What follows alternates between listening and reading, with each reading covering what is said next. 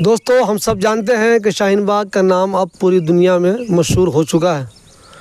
North India का कोई भी मुसलमान अगर दिल्ली में आकर बसना चाहता है तो उसकी पहली प्रायोरिटी यही होती है कि वो शाहीन बाग में आकर अपना फ्लैट ख़रीदे या अगर किराए के मकान में भी रहे तो शाहीन बाग में ही रहे। शाहीन बाग एक तो पहले ही मशहूर था। जब आंदोलन हुआ शाहीन बाग में, जब ख़वातीन रोड पे बैठी तो उसके बाद शाहीन बाग कुछ ज़्यादा ही मशहूर हो गया। तो आप जानते हैं शाहीन बाग बसा कब, शाहीन बाग का नाम शाहीन बाग आखिर रखा किसने, शाहीन बाग में पहले कौन से लोग आए, शाहीन बाग में आखिर लोग कब बसना शुरू हुए, ये सब जानने के लिए आज हम ऐसी शख्सियत के पास हैं जिनके बारे में कहा जाता है कि शाहीन बाग में सबसे पहला घर इनका ही था। जहाँ शाहीन बाग में जिस आदमी ने सबसे पहले घर बनाया था वो आज हमारे साथ हैं।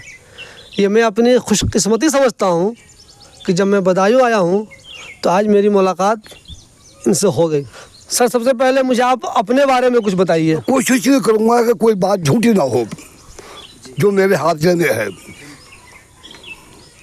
लगभग 80 साल की मेरी उम्र है। हिंदुस्तान के बम्बई को छोड़ के तमाम बड़े शहर घूमा हुआ हूँ। पाकिस्तान की कराची छोड़ के बाकी पाकिस्तान के सारे बड़े शहर घूमे हुआ हूँ। 2,500 आदमी बच्चे मेरे रिश्तेदार पाकिस्तान में हैं। मैं उनके पास 2 बार गया भी हूँ। अब जन कहाँ गए, क्या हुआ, कुछ नहीं मालूम।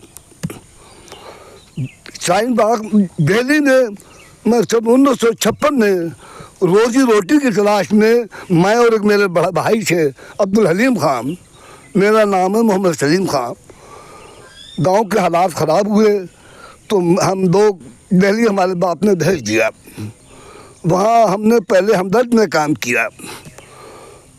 जमुना के ऊपर सिर्फ एक पुल था लोहे का। राजगढ़, कैलाश नगर, गीता कॉलोनी, गांधीनगर, ये सब मेरे सामने आबाद हुए लगभग। शाहीन बाग का ये हाल है। मैं बल्ली मालान में बहुत रहा, कूचा रहमान में रहा। मैं टोपियों का, मैं 10 काम कम से कम हाथ के जानता हूँ, दस्तकार हूँ।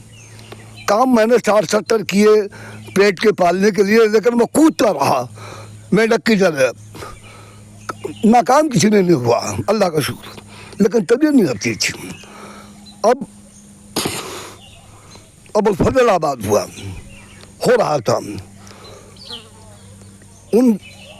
वो शायद उनके बहनों ही थे, शाहिद साहब भी हयात हैं, बल्ली मारान के पुराने दिल्ली के।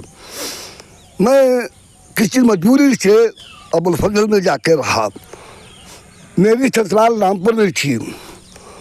वो लोग वहाँ से मुंतकिल होके मेरे साले दो, एक पहले से मक्के में शारक अंसारुल्लाह और तारिक इकरामुल्लाह, मेरे खुसर इस्लामुल्लाह प्रेमी, मैं उनके साथ रामपुर से मैं बच्चों के दिल्ली आया।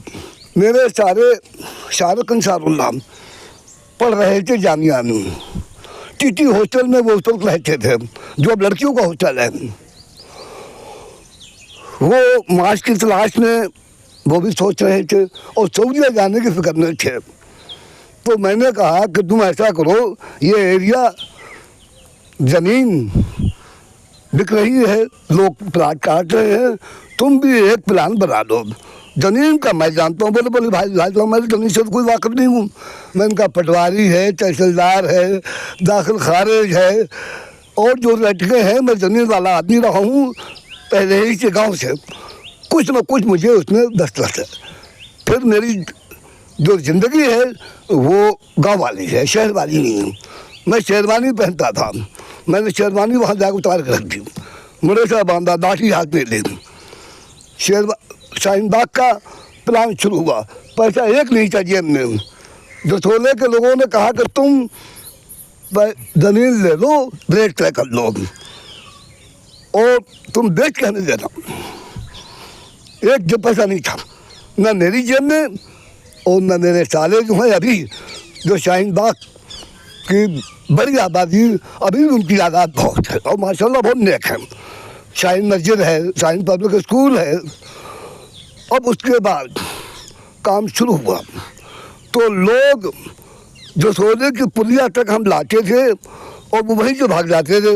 कहते थे यहाँ बस्ती होगी, खादर था। खादर उस जमीन को कहते हैं जिसे दरिया छोड़ के हट जाए, काबिल बस्ती वो नहीं थी। बहरहाल चला, काम शुरू हुआ।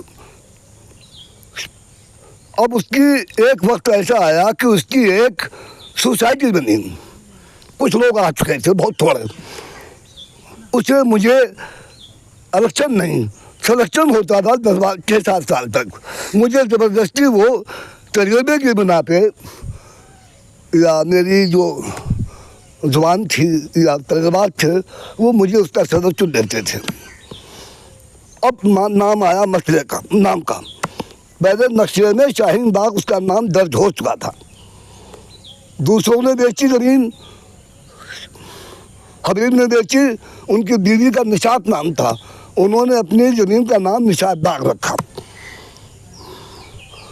एक थोड़ी सी 4 बीघे ज़मीन भी की, उसे अब्दुल्ला बुखारी भी आए थे, उसमें उसका ख्वाजा गरीब का नवाज कॉलोनी रख दिया 4 बीघे ज़मीन का। अब हमारा मीटिंग होती थी हफ्ते में 15 दिन में, तो नाम के ऊपर मेरे साथियों को इख्तिलाफ था कि ये पास नहीं होगा। हालांकि नाम रखने में मैं भी था, मेरे साले भी थे और एक साहब और थे तीसरे नाम रखने में, लेकिन उन्हें फिर कोई ताल्लुक नहीं रहा नाम से। जो झेला वो मैंने झेला। मैं जानता था ये क्यों रखा गया है नाम शाहीन बाग। शाहीन परिंदा इकबाल, अल्लामा इकबाल का शाहीन परिंदे से उन्होंने इंसानों को बहुत मिसालें दी हैं। तो अब लोगों का ये था कि ये पास नहीं होगा। कोई कहता था मुझे रख दो, कोई गांधी ने रख दो, कोई और रख दो। बहस होती थी, रिकॉर्ड मौजूद है अभी, जाकर पुराना जाहिर ना हुआ हो। मैं कहता था ये शाहीन बाग होकर जिएगा और न जिए तो ये मर जाए तो बेहतर है। मैंने कहा मैं ये पसंद करूँगा कि ये टूट जाए, लेकिन मैं इसे शाहीन बाग देखना चाहता हूँ। दिल से जो बात निकलती है, असर रखती है, वो अल्लाह को क्यों पसंद आई, कैसे आ गई। तमाम मुखालफतों के बावजूद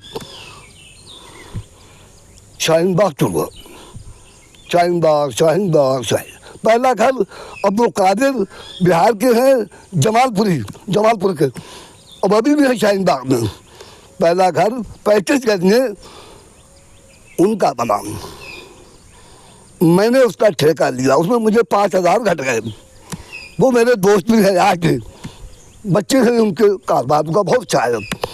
होते होते मस्जिद थी शाहीन बाग में, शाहीन मस्जिद कहलाई गई। 6-7 इमाम, 2-3 नमाजी होते थे। तो कभी मैं भी पढ़ा देता था, जुमा नहीं पढ़ाता था, मुझे आता नहीं था। मैं ठेठ आदमी हूँ, पठान हूँ नस्लन।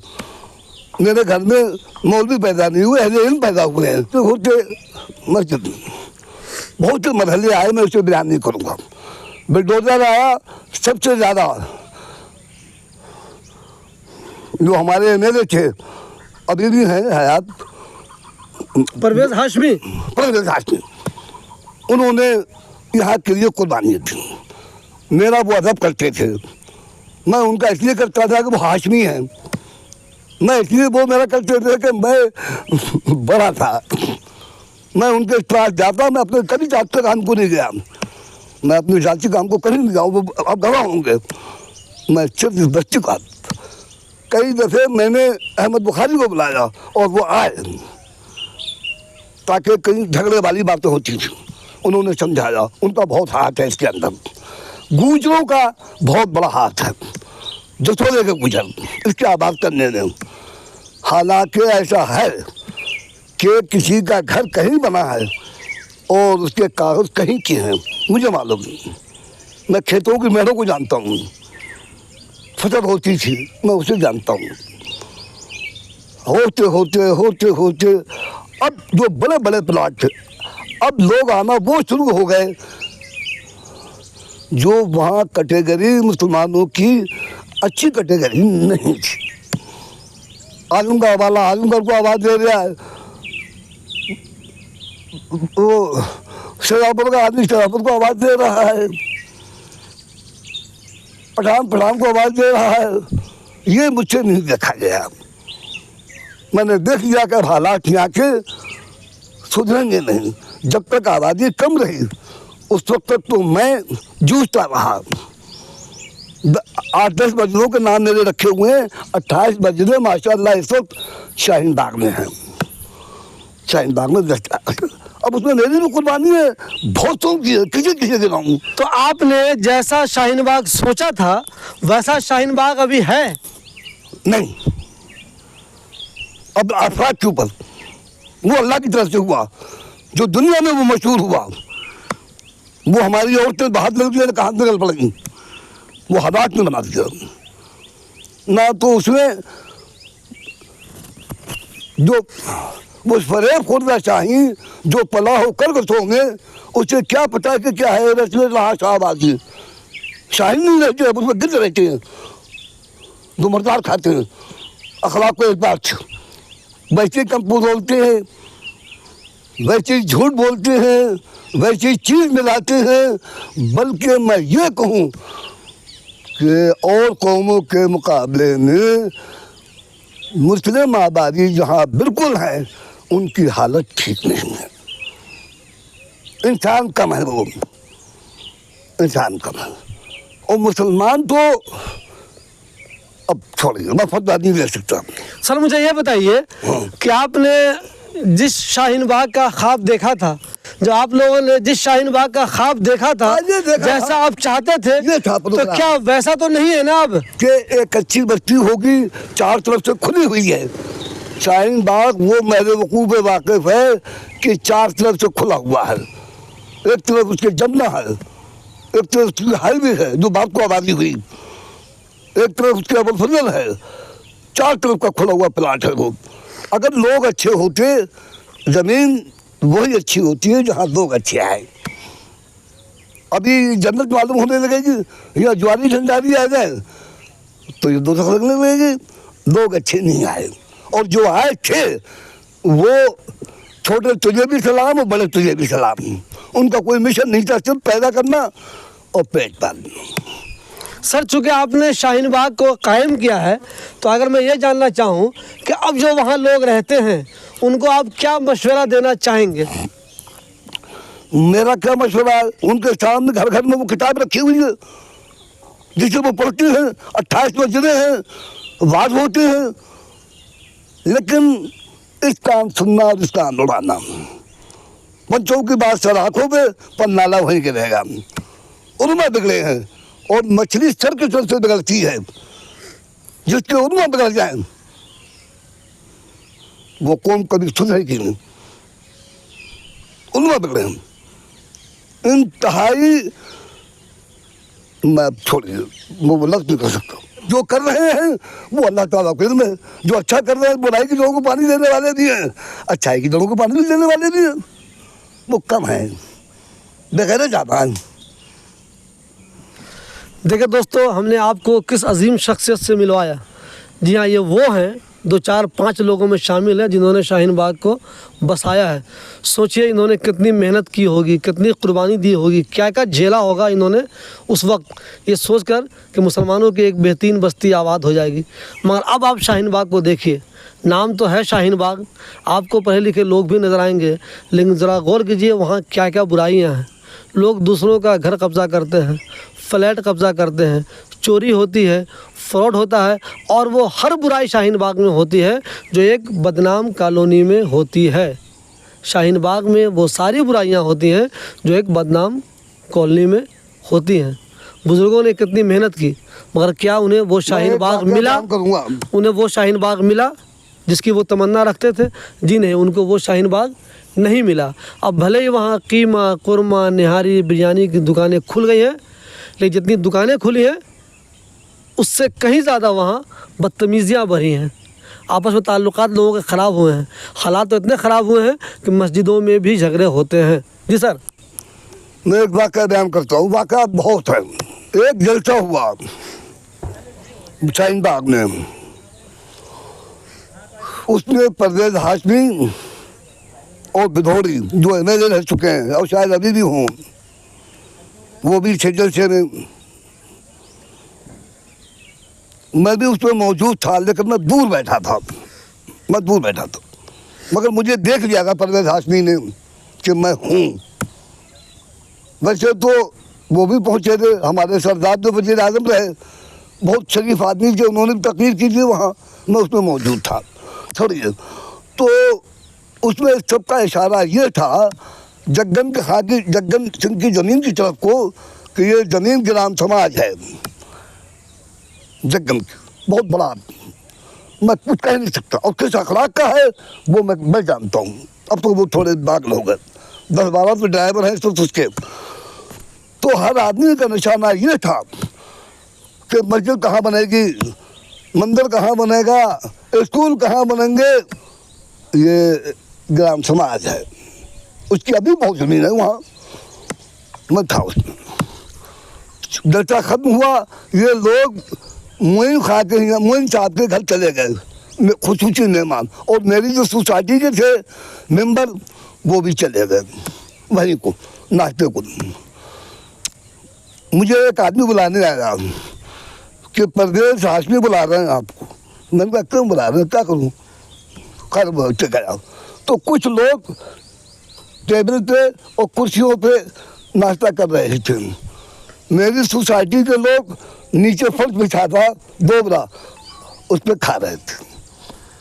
मुझसे कहा आइए, मैंने कहा मैं यहाँ इसलिए नहीं बैठूंगा कि आप यहाँ बैठे हैं, और मैं वहाँ ये यहाँ नहीं बैठूंगा कि आप यहाँ बैठे हैं। मुझसे खड़े खड़े बात करिए। मुझसे बोले आपने सुना? मैंने कहा हाँ सुना। मैंने कहा देखो, जग्गन की ज़मीन को मैं ऐसे जानता हूँ जैसे अपनी औलाद को जानता हूँ। उसका बहुत बड़ा दान है, बड़ी मेहनत है, और तमाम गुजरों की मेहनत है जिसको देख के शाहीन बाग आबाद हुआ। हमसे ज़्यादा उन्होंने ईमानदारी बरती। तो मैंने कहा कि मैं ऐसे जानता हूँ कि जैसे अपनी औलाद से जानता हूँ। वो ग्राम समाज नहीं है, ग्राम समाज खाने वाले यहीं बैठे हैं। मुझे मालूम था कि ग्राम समाज कहाँ है। तो मैंने कहा कि मुझे डर ये है, मुझे तो आप पे अफसोस है कि आप हाशमी हैं और आपने ये मुर्तलापन कहाँ से सीख लिया। तो उन्होंने मुझसे कहा कि मुर्तलापन किसे कहते हैं? मैंने कहा कि हमारे बाप कहते थे भीख मांगने का एक तरीका ये भी था कि सर में यही तुम्हारी खून निकल आया और उसके आगे हाथ डाल गया, बने उन्हें जल्दी डर के मार दे दिया। तो गिद्धौड़ी ने मुझे बहुत गुस्से से देखा, आकर लाल हो गई। मैं समझ गया, मैंने कर दिया, प्रदेश आदमी का फोन आया निजामुद्दीन की स्टेडियम पे कि सलीम भाई को बुलाओ। मैं गया। दूसरे दिन उन्होंने कहा कि मैंने मालूम कर लिया है कि ग्राम समाज में जमीन नहीं है। तो मैंने कहा अल्लाह का शुक्र है, मैं आपको जमीन, मैंने कहा प्लाट तो मिल जाता आपको, मिल जाएगा, लेकिन मैं आपकी इज्जत का भूखा हूँ कि आप अच्छे इंसान जाने जाएं। मैं जमीन नहीं दे सकता, ना मैं ले सकता हूँ खुद। अगर मैं चाहता तो मैं प्लाटों में कब्जा कर लेता, अकेला था। और फिर क्या है का पठान, बाप भी पठान, माँ भी पठान, और आज भी 80 साल की उम्र में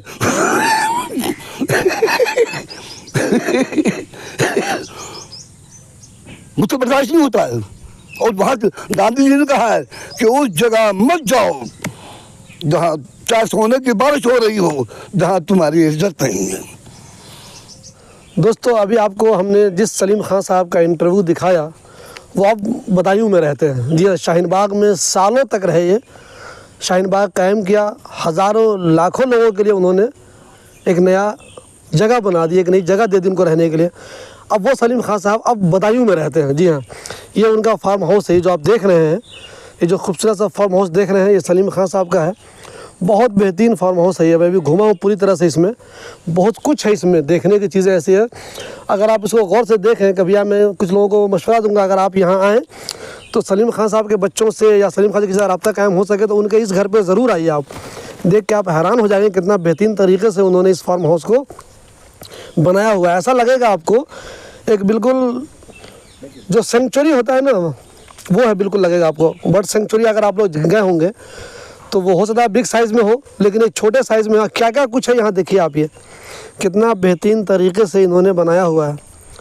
ऐसे बहुत से लोग हैं जो आज भी शाहीन बाग में 1-2 कमरों के फ्लैट में या 3-4 कमरों के फ्लैट में रहते हैं, परेशान रहते हैं। सलीम खान साहब ने दूसरों के लिए शाहीन बाग तो बसा दिया, लेकिन अब वो खुद यहाँ आ गए हैं और देखिए बदायूं में कितनी शानदार की ज़िंदगी गुजार रहे हैं। जो लोग शाहीन बाग में घूमते रहते हैं, ख़ास तौर पे मैं 40 फुटा रोड के लोगों को कहता हूँ, जब आप वहाँ घूमते रहते हो, वहाँ निहारी, कोरमा, मटन सब कुछ खाते रहते हो, तो सोचते हो कभी कि ये शाहीन बाग किसने बसाया था और आज जो तुम ऐश कर रहे हो उसके पीछे किन लोगों की मेहनत थी। उन्हीं कुछ लोगों में से एक है सलीम खान साहब, जो अब बदायूं में रहते हैं परमानेंट अपने इसी शानदार फार्म हाउस में।